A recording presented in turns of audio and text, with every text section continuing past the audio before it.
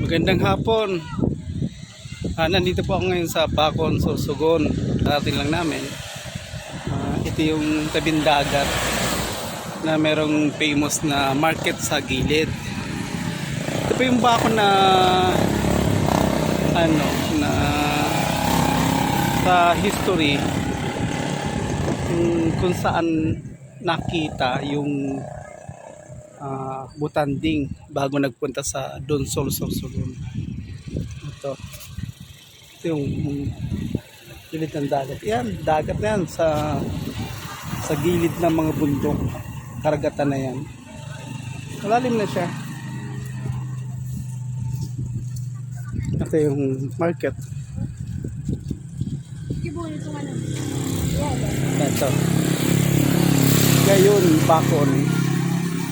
Yan.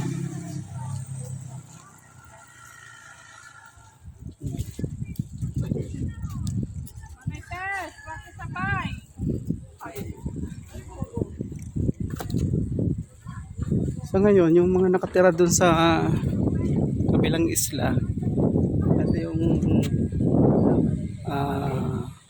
nila, bangka sinasakyan nila para makapunta sila at makauwi dun sa bahay nila. So yan.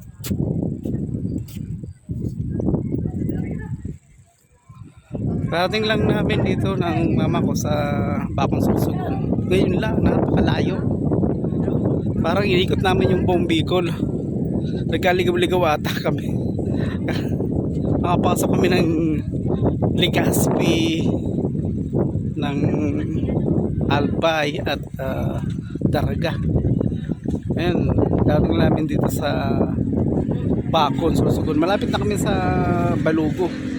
Siguro mga 45 minutes na lang ang takbuhan. Doon sa may parte doon, bilang bundok na yan. Doon yung Balugo, yung bayan ng papa ko. Sige po, sa next na video na lang. Thank you.